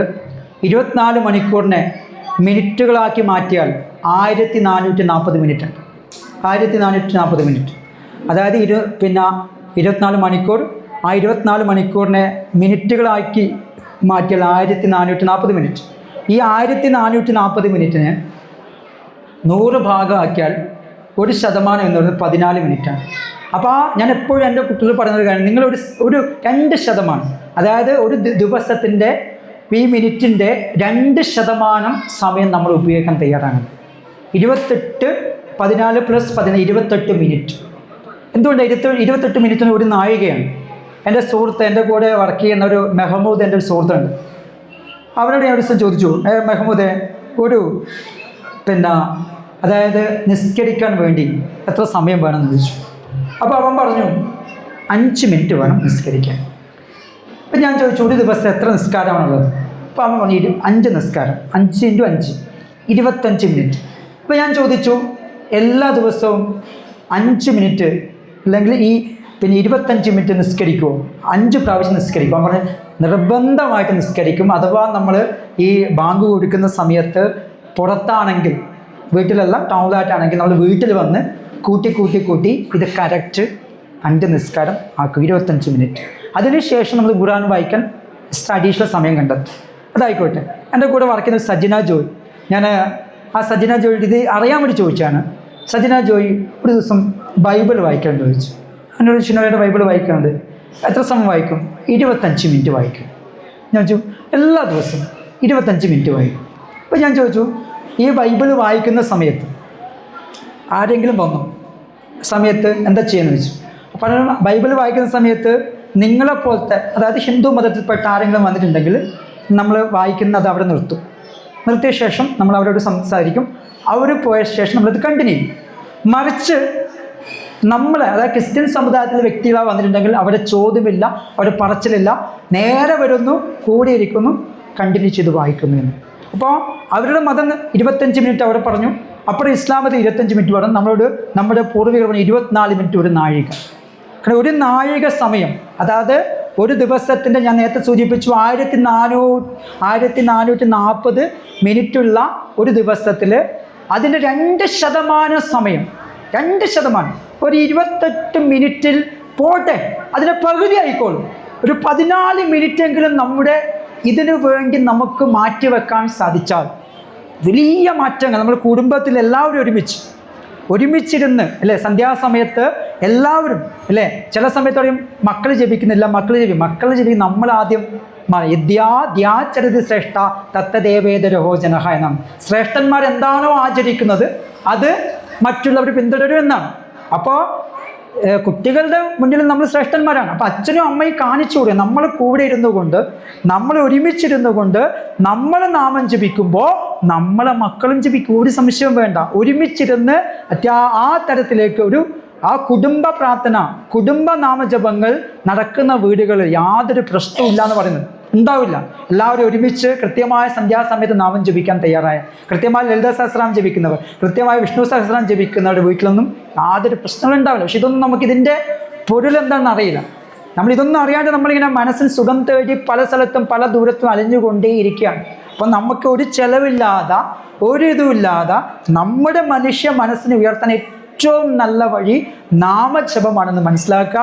അപ്പം നമ്മുടെ വീടുകൾ അല്ലേ, ഇനിയെങ്കിലും ഇത് കേൾക്കുന്ന അല്ലെ ഇത്രയും ഇരിക്കുന്ന ആളുകളുടെ ഉള്ളിൽ എവിടെയെങ്കിലും പറ്റിയിട്ടുണ്ടെങ്കിൽ, എന്ത് തിരക്കുണ്ടെങ്കിലും നമ്മൾ ഇതിനു വേണ്ടി ഇനി മാറ്റിവെക്കും. ഒന്നും ഞാൻ പറയുന്നു, നിങ്ങൾ വിഷ്ണു സഹസ്രനാമം ജപിക്കണമെന്നോ ലളിത സഹസ്രനാമം ജപിക്കണോ ഒന്നും ഞാൻ പറയില്ല. ഞാൻ ഏറ്റവും പറയുള്ളൂ, കാട്ടാളനായ രത്നാകരൻ അല്ലെ, കാട്ടാളനായ രത്നാകരനെ വാൽമീകിയാക്കി മാറ്റിയ, മഹർഷിയാക്കി മാറ്റിയ ആ ഒരു മന്ത്രം നമുക്ക് ഒരു സിമ്പിൾ മന്ത്രമാണ് രാമ രാമ രാമ രാമ. അത് മാത്രം ജപിക്കാൻ നമുക്ക് സാധിച്ചാൽ തന്നെ നമുക്കുണ്ടാകുന്ന പല നേരത്തെ സൂചിപ്പിച്ച സ്ട്രെസ്സും ടെൻഷനും ഡിപ്രഷനും എല്ലാം നമുക്ക് മാറ്റിയെടുക്കാൻ നമുക്ക് കഴിയുമെന്ന് പല രീതിയിൽ അല്ലെ, പല ആൾക്കാരുടെ അനുഭവങ്ങളുടെ കേട്ടാൽ ഞാൻ കൃത്യമായി ചെയ്യുന്ന ഒരാളാണ്. നമ്മൾ ചെയ്യാത്ത കാര്യം നമുക്ക് പറയാൻ പറ്റും. നമുക്ക് പല തരത്തിലൊരു അനുഭവങ്ങൾ ജീവിതത്തിൽ ഉണ്ടായിട്ടുണ്ട്. അതുകൊണ്ട് നമുക്ക് ചെയ്യാൻ പറ്റുന്ന, അതുപോലെ ഈ അമ്പലത്തിൽ, ക്ഷേത്രത്തിൽ നമുക്കിപ്പം പ്രതിഷ്ഠാ ദിനമാണ് നടക്കുന്നത്. ഈ പ്രതിഷ്ഠാദിനം നടക്കുന്ന സമയത്ത് തന്ത്രിവരം വരും, ഉള്ളിൽ പൂജകൾ ചെയ്യും, ദേവൻ്റെ ചൈതന്യം വർദ്ധിപ്പിക്കും, അദ്ദേഹം പോകും, അദ്ദേഹം അടുത്ത വർഷമേ വരും. ഈ ഒരു വർഷക്കാലം, ഈ മെയ് 24 തൊട്ട് അടുത്ത മെയ് 24 വരെ ഈ ഒരു വർഷക്കാലം ഈ ഭഗവാന്റെ ചൈതന്യത്തെ വർദ്ധിപ്പിക്കേണ്ട ഉത്തരവാദിത്വം ഈ നാട്ടിലെ, ഈ ഗ്രാമത്തിലെ, ഈ ഇരിക്കുന്ന എല്ലാവർക്കും ഉണ്ട്. കാരണം വെച്ചാൽ നിങ്ങളിവിടെ വന്നിട്ട് ചെയ്യുന്ന പൂജകൾക്കപ്പുറം ഇപ്പോൾ നമ്മൾ സാധാരണ ചെയ്യാം, അവിടെ നിന്ന് റെസീറ്റാക്കും, അവിടെ തിരുനടയിൽ കൊണ്ടുവെക്കും, എന്നിട്ട് നമ്മൾ സംസാരിക്കും, നമ്മളെ പേര് പറഞ്ഞുകൊണ്ട് അവിടുന്ന് പൂജ ചെയ്യും. ആ സമയത്ത് നമുക്ക് എന്ത് ചെയ്യാൻ പറ്റണം? പുറത്തു നിന്നുകൊണ്ട് മാനസ പൂജ ചെയ്യാൻ നമുക്ക് സാധിക്കണം. എന്താ മാനസ പൂജ? നമുക്ക് ചിലപ്പോൾ അതിനുള്ളിൽ കയറാൻ പറ്റില്ല, അത് തിരുമേനിക്ക് സാധിക്കും. തിരുമേനി നിങ്ങളുടെ രോഹിണി എന്ന് പറഞ്ഞുകൊണ്ട് വിശാഖ നക്ഷത്രത്തിൽ ഒരു പുഷ്പം എടുത്ത് ഭഗവാനെ അർപ്പിച്ചുകൊണ്ട് പൂജ ചെയ്യുന്ന സമയത്ത് നമ്മൾ അവിടെ പുറത്തുനിന്നുകൊണ്ട് നാമം ജപിക്കാൻ നമുക്ക് സാധിക്കില്ല. ചെയ്യുന്നുണ്ടോ? ഇല്ല. പല പൂജകളും എന്തുകൊണ്ട് ഫലവത്താകുന്നില്ല? നമ്മളും കൂടി അതിൽ പങ്കെടുക്കുന്നില്ല. നമ്മൾ പൈസ കൊടുക്കുന്നു, നമ്മൾ റിസീറ്റ് ആക്കുന്നു, നമ്മൾ പുറത്ത് നിൽക്കുന്നു, വർത്താനം പറയുന്നു, സംസാരിക്കുന്നു, അതിനുശേഷം നമ്മൾ പ്രസാദമായി പോകുന്നു. എവിടെയാണ് നമുക്ക് ഉണ്ടാവുക? അപ്പം നമ്മളും അതിൻ്റെ കൂടെ നിന്നുകൊണ്ട്, നിങ്ങൾ എത്ര വലിയ പൂജ നടത്തിക്കോട്ടെ, ആ പൂജ നടത്തുന്ന സമയത്ത് നമ്മളും അതിൻ്റെ കൂടെ ചേർന്നുകൊണ്ട് മാനസ പൂജ ചെയ്യാൻ നമുക്ക് ചെയ്യാമല്ലോ. നമ്മുടെ ഇഷ്ടപ്പെട്ട ഇവിടെ വന്നാൽ നമുക്ക് ഓം നമോ ഭഗവതേ വാസുദേവായ, ഓം ശ്രീലക്ഷ്മി നാരായണ ചൊല്ലാലോ. അത് ചൊല്ലി അതിൻ്റെ കൂടെ നമ്മൾ നിൽക്കുന്ന സമയത്താണ് നമ്മുടെ പൂജകൾ ഫലവത്താകുക. ആ തരത്തിൽ ഇപ്പോൾ ഇവിടെ ഒരു സമൂഹ ആരാധന എല്ലാ വ്യാഴ്ചയും, ഭഗവാന്റെ ദിവസമാണ് വ്യാഴ്ച. ആ വ്യാഴ്ച ഈ നാട്ടിലെ എല്ലാവരും ഒരാഴ്ചയിൽ ഒരു ദിവസം ഒത്തുകൂടിക്കൊണ്ട് ഭഗവാന്റെ നാമങ്ങൾ ചൊല്ലിക്കൊണ്ട് ഒരു സമൂഹ പ്രദക്ഷിണമൊക്കെ നടത്തി കൂട്ടപ്രാർത്ഥനയൊക്കെ നടത്തുന്ന സമയത്ത് ഈ ദേവന്റെ ചൈതന്യം വർദ്ധിക്കും. അങ്ങനെ ദേവന്റെ ചൈതന്യം വർദ്ധിക്കും. ആ തരത്തിലേക്ക് നമുക്ക് ആ ദേവന്റെ ചൈതന്യം വർദ്ധിക്കുമ്പോൾ ഈ നാട്ടിലെ എല്ലാവർക്കും, ഇതുമായി ബന്ധപ്പെട്ട് പ്രവർത്തിക്കുന്ന എല്ലാവർക്കും, ഈ ഗ്രാമത്തിലെ എല്ലാ ഗ്രാമവാസികൾക്കും അതിൻ്റെ ഉയർച്ചയുണ്ടാവും എന്ന കാര്യത്തിൽ ഒരു സംശയമില്ല. അതുകൊണ്ട് നമ്മുടെ വീടുകളിൽ നാമം ജപിക്കാൻ, നമ്മുടെ മക്കളെ ആ നാമജപത്തിൻ്റെ മഹാത്മ്യം കൈപിടിച്ചുയർത്തിക്കൊണ്ട് മുന്നോട്ട് പോകാൻ, അതേപോലെ ക്ഷേത്രങ്ങളിൽ നടക്കുന്ന പരിപാടികളിൽ കൂടിയിരുന്നു കൊണ്ട് എല്ലാവരും ഉറക്കെ ഒരേ ശബ്ദത്തിൽ ഒരു മടിയില്ലാതെ, നമ്മൾ ഇത് നമ്മുടെ നാടാണ്, നമ്മുടെ ഭാരതമാണ്. ഞാൻ എപ്പോഴും ചിന്തിക്കും, ഞാൻ പലപ്പോഴും ചിന്തിക്കും, ഇതെന്താ പാകിസ്ഥാനാണ്, നിങ്ങൾക്ക് എന്തായാലും പേടി നാമം ജപിക്കുക? ഇത് നമ്മുടെ നാടാണ്. ഈ നാട്ടിൽ ഇത് ഹിന്ദുവിൻ്റെ നാടാണ്, ഈ ധർമ്മമുള്ള നാടാണ്. ഇവിടെ നമുക്ക് ഒരുമിച്ച് ഇരുന്നു കൊണ്ട് നാമം ജപിക്കാൻ സാധിച്ചിട്ടില്ല. നമ്മൾ എവിടെയാണ് നാമം ജപിക്കുക? അതുകൊണ്ട് ആ നാമജപങ്ങൾ ഉയർത്തി നമ്മുടെ മനുഷ്യ മനസ്സിനെ ഉയർത്തി ഏറ്റവും തലത്തിലേക്ക് സ്വപ്നതുല്യമായ നല്ലൊരു ജീവിതത്തിലേക്ക് നമ്മളെ കൈപിടിച്ചുയർത്താൻ സാധിക്കട്ടെ എന്ന് മാത്രം പ്രാർത്ഥിച്ചുകൊണ്ട് ഒരു ചെറിയൊരു കഥയോടുകൂടി ഇന്നത്തെ ഈ പ്രഭാഷണം അവസാനിപ്പിക്കാൻ ഉദ്ദേശിക്കുകയാണ്. ഈ കഥ നിങ്ങളുടെയും കൂടെ ഒരു സഹകരണം വേണം. കാരണം എല്ലാ സ്ഥലത്തും ഭഗവാനെ കുറിച്ച് പറയാണ്ട് പോകുന്നത് നാമജപമാണ് വിഷയം. ഭഗവാൻ കൃഷ്ണനെ കുറിച്ച് പറയാതെ പോകാൻ സാധിക്കില്ല. അതുകൊണ്ടാണ് കൃഷ്ണൻ്റെ ഒരു കഥയാണ് പറയാൻ പോകുന്നത്. ചിലപ്പോൾ കഥ കേട്ടിട്ടുണ്ടാകാം. അപ്പോൾ ഇത് ചെയ്യേണ്ടത്, ഈ കഥയിൽ എല്ലാവരും ഒന്ന് ശ്രദ്ധിക്കണം. ശ്രദ്ധ തിരിയാൻ വേണ്ടി നിങ്ങൾ എല്ലാവരും ഒന്ന് കൈയടിക്കണം. ഒരിക്കൽ കൈയടിക്കാം. അങ്ങനെയല്ല, ഞാൻ പറയുന്ന പോലെ കൈയടിക്കണം. നല്ല ഒറ്റയടി. ഓക്കെ, ഇവിടെ എല്ലാവരും ഒരേപോലെ ഒന്നടിച്ചേട്ടെ. പോരാ, ഒരേപോലെ. ഞാൻ പറയുന്ന കഥയിൽ കണ്ണൻ്റെ പേര് പറയുന്ന സമയത്ത് കൈയടിക്കണം. ശ്രദ്ധിക്കുക, കണ്ണൻ്റെ പേര് പറയുമ്പോൾ കൈയടിക്കാൻ പാടുള്ളൂ.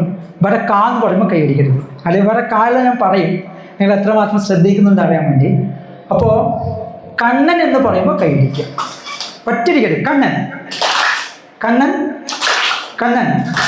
അപ്പോൾ കഥ ഇതാണ്. അപ്പം കഥയിലേക്ക് കിടക്കുകയാണ്. അപ്പോൾ കൈയടിക്കണേ. കണ്ണെന്ന് പറയുമ്പോൾ പഠിച്ചോ, ഈ പഠിക്കണം. കണ്ണെന്ന് പറയുമ്പോൾ എല്ലാവരും കൈയടിക്കണം. കഥ തുടങ്ങട്ടെ. ഒരു പൂജാരി, ആ പൂജാരി കണ്ണൻ്റെ നല്ല ഭക്തനായിരുന്നു. ഒരു ദിവസം കണ്ണൻ്റെ കഥകൾ പറഞ്ഞ് ഇങ്ങനെ പോവുകയാണ്. അപ്പോൾ ഒരു സപ്താഹ വേദിയിലെത്തി. അപ്പോൾ അദ്ദേഹം എല്ലാ ദിവസവും കണ്ണനെ പൂജിക്കുക, കണ്ണനെക്കുറിച്ച് പറയാം, കണ്ണനെ സ്വപ്നം കാണുക, അങ്ങനെ കണ്ണൻ്റെ ഭക്തിയിൽ ഇങ്ങനെ പോവായിരുന്നു. അപ്പോൾ ഇങ്ങനെ ഒരു സ്ഥലത്ത് സപ്താഹത്തിൽ കണ്ണൻ്റെ കഥകൾ പറയുന്നു. കണ്ണന് മയിൽപ്പീലിയുണ്ട്, കയ്യടി പോരാ കേട്ടോ. എല്ലാവരും ചെയ്യുന്നില്ല, എല്ലാവരും ചെയ്യുമ്പോൾ രസം. അറിയാം, നമുക്ക് മടിയാണ്. എല്ലാവരും ചെയ്യണേ. ബാക്കിലിരിക്കുന്ന ആൾക്കാർ കഥ കേൾക്കുന്നില്ല. അതല്ല, ഞാൻ കുറച്ചുകൂടെ വെച്ചത് പറയാം. അപ്പോൾ അടിക്കണം, നല്ല രസം ഉണ്ടാക്കട്ടെ. അപ്പോൾ കണ്ണൻ്റെ കഥകൾ ഇങ്ങനെ പറഞ്ഞു നോക്കുമ്പോൾ കണ്ണന് മയിൽപ്പീലിയുണ്ട്, കണ്ണന് വനമാലയുണ്ട്, കണ്ണന് സ്വർണ്ണാഭരണമുണ്ട്, കണ്ണന് മുത്തുമാലയുണ്ട്. അങ്ങനെ പറഞ്ഞ് കണ്ണനെക്കുറിച്ച് ഇങ്ങനെ വർണ്ണിച്ചു. അപ്പം ഇതെല്ലാം കഴിഞ്ഞ് തിരുമേനി വീട്ടിലെത്തിയ സമയത്ത് രാത്രി കിടക്കാൻ നോക്കുന്ന സമയത്ത് ഒരു 9:30 മണി സമയത്ത് ഒരാൾ വന്ന് ഡോറിന് മുട്ടിയ സമയത്ത് കതക് തുറന്ന സമയത്ത് തിരുമേനി ഞെട്ടിപ്പോയി. അതൊരു കള്ളനായിരുന്നു. കണ്ണനല്ല, കള്ളനായിരുന്നു. അപ്പോൾ കള്ളനെ കണ്ടപ്പോൾ അത് തിരുമേനിക്ക് പേടിയായി. അപ്പം തിരുമേനിയോട് ചോദിച്ചു, നിങ്ങൾ രാവിലെ പറഞ്ഞ ആ വ്യക്തിയുടെ വീട് എവിടെയാണെന്ന് ചോദിച്ചു. അപ്പോൾ പറഞ്ഞു, രാവിലെ പറഞ്ഞ വ്യക്തിയാണ്.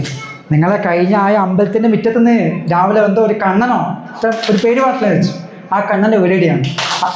അല്ല, കണ്ണന് കുറേ സ്വർണ്ണങ്ങളോ വനമാലയോ രത്നാഭരണോ എന്തൊക്കെ ഉണ്ടല്ലോ. അപ്പോൾ പറഞ്ഞു, എവിടെ വീട് എവിടെയാണ്? എന്താ ചെയ്യേണ്ടത്? തിരുമേനിക്കാകെ ടെൻഷനായി.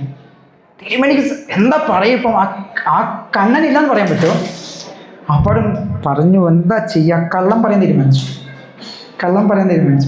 അപ്പോൾ തിരുമേനി പറഞ്ഞു, അത് ദൂരെയാണ്, നിങ്ങൾക്ക് പോകാൻ പറ്റില്ല. അതൊന്നും പറഞ്ഞാൽ പറ്റില്ല. എവിടെയാണ് വീട്? വേഗം പറയുന്നു പറഞ്ഞു. അപ്പോൾ പറഞ്ഞു, ഇവിടുന്ന് ഏകദേശം ഒരു 5 കിലോമീറ്റർ നടന്നു പോയാൽ വലിയൊരു കാടുണ്ട്. ആ കാട്ടിലൂടെ നടന്നു കഴിഞ്ഞാൽ വലിയൊരു മലയുണ്ട്. ആ മല ഇറങ്ങി പോകുമ്പോൾ കുത്തിനെ ഇറങ്ങണം. ചെങ്കുത്തായ ഇറക്കമാണ്. വന്യമൃഗങ്ങളുണ്ട്. പുലിയും ആനയും കടുവയും സിംഹവും എല്ലാം അവിടെയുണ്ട്. അതിലൂടെ ആരും പോകാറില്ല കേട്ടോ. അത്രയും ഇതാണ്. അതിലൂടെ നടന്നിറങ്ങിക്കഴിഞ്ഞാൽ ഒരു പുഴയുണ്ട്. ആ പുഴ നീന്തിക്കിടക്കുക എന്നത് വളരെ എന്താ പറയേണ്ട അപകടമാണ്. അതൊന്നും ആർക്കും ചെയ്യാൻ പറ്റില്ല. ആ പുഴ നീന്തിക്കടന്ന് അപ്പുറത്തെത്തി കഴിഞ്ഞാൽ മനോഹരമായ വൃന്ദാവനം പോലത്തെ സ്ഥലമുണ്ട്. അവിടെ ഒരു ആൽമരമുണ്ട്. ആൽമരത്തിൽ കണ്ണനുണ്ടാവും. ഒരു നോട്ടം നോക്കിയിട്ട് കള്ളൻ അവിടുന്ന് പോയി. തിരുമേനി വിചാരിച്ചു, വളരെ സന്തോഷമായി. എന്തായാലും ഇല്ലാതെ കഥ പറഞ്ഞ് വിട്ടതാണ്. സന്തോഷമായി. തിരുമേനി പോയി കിടന്നൊക്കെ ഉറങ്ങി. ദിവസങ്ങൾ കഴിഞ്ഞു, ആഴ്ചകൾ കഴിഞ്ഞു.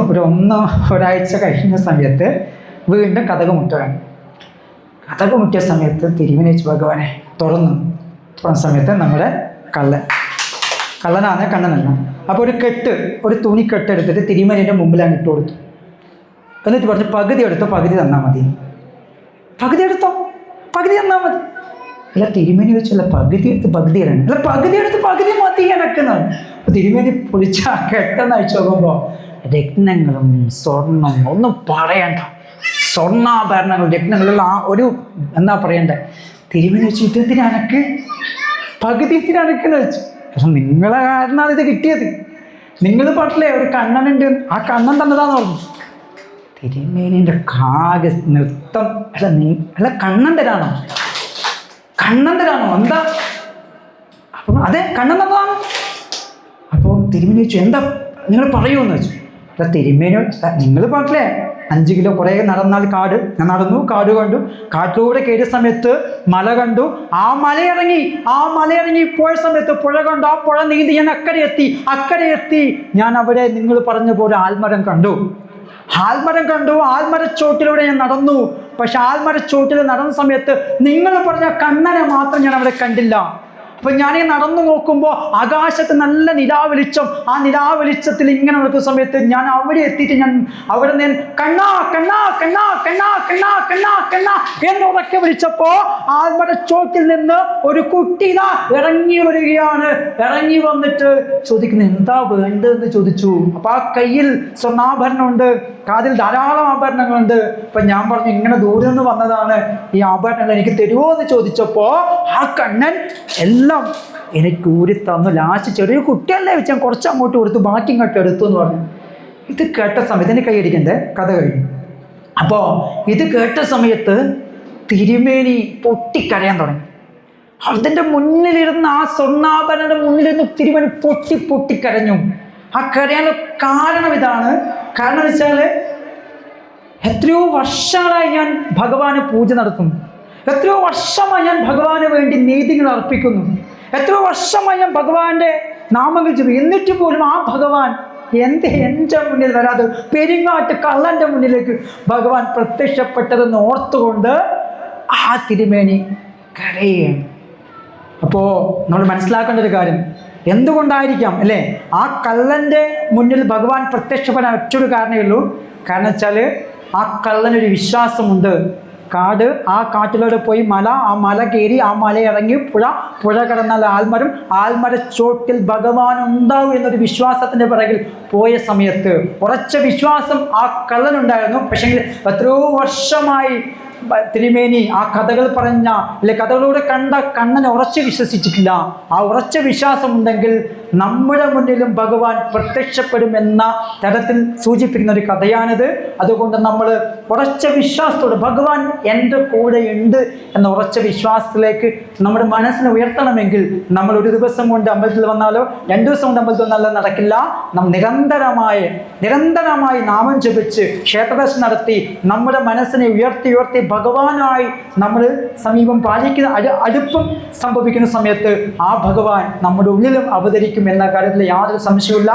ഹൃദയത്തെ തൊട്ട് വിളിക്കുമ്പോൾ ആ ഭഗവാൻ നമ്മുടെ കൂടെ വരും എന്ന കാര്യത്തിൽ ഒരു സംശയം ആർക്കും വേണ്ട. അതുകൊണ്ട് നമ്മുടെ ജീവിതത്തെ മാറ്റിമറക്കാൻ നമുക്ക് സാധിക്കട്ടെ. അതിന് ഇന്ന് മുതൽ ഈ ഉത്സവകാലം, ഈ പ്രതിഷ്ഠാദിന വേളയിൽ, ഈ അമ്പലത്തിൻ്റെ ഉച്ചവെയിൽ സമയത്ത് നമ്മളൊരു പ്രതിജ്ഞ എടുത്ത് തിരിച്ചു പോവുക. ഞാനും നാമം ജപിക്കുക. ഇനി ഇന്ന് മുതൽ വിളക്ക് കത്തുന്ന സമയത്ത് എൻ്റെ വീട്ടിൻ്റെ ഇറയത്ത് കത്തുന്ന വിളക്ക് ഒറ്റക്കല്ല, അതിൻ്റെ കൂടെ ഞാനും ഇരുന്ന് നാമം ജപിക്കുമെന്ന് പറഞ്ഞുകൊണ്ട് ആ പ്രതിജ്ഞ എടുത്തുകൊണ്ട് ആ പ്രതിജ്ഞ പാലിക്കാൻ നമുക്ക് സാധിക്കട്ടെ. അതിന് ഭഗവാൻ തുണ നൽകട്ടെ എന്ന് മാത്രം പ്രാർത്ഥിച്ചുകൊണ്ട് ഇത്ര സമയം എൻ്റെ പ്രഭാഷണം കേട്ട എൻ്റെ നല്ലവരായ നാട്ടുകാരോട്, അമ്മമാരോട്, എല്ലാവരോടും ഹൃദയത്തിൻ്റെ ഭാഷയിൽ നന്ദി അർപ്പിച്ചുകൊണ്ട് ഭഗവാന്റെ തൃപ്പാദങ്ങളിൽ പൂജാപുഷ്പങ്ങളായ എൻ്റെ വാക്കുകൾ സ്വീകരിക്കണേ എൻ്റെ കൃഷ്ണ എന്ന് മാത്രം പ്രാർത്ഥിച്ചു നിർത്തുന്നു. നന്ദി, നമസ്തേ. സർവേ ഭവന്തു സുഖിനഃ, സർവേ സന്തു നിരാമയ, സർവേ ഭദ്രാണി പശ്യന്തു മാം കശ്യന്തു ദുഃഖമാപ്നുയാത്. ഓം ശാന്തി ശാന്തി ശാന്തി.